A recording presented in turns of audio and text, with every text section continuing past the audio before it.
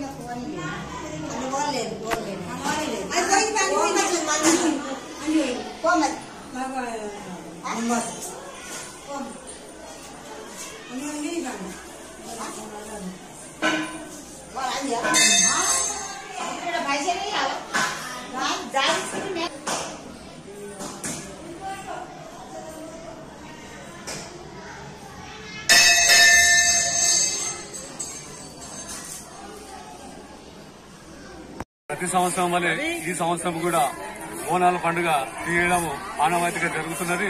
మార్గశిరి కార్తీక తర్వాత ఆరాధ్య కార్తీక నుంచి ప్రతి సంవత్సరం వల్లే ఈ సంవత్సరం కూడా బోనాలు తీయడం జరుగుతుంది.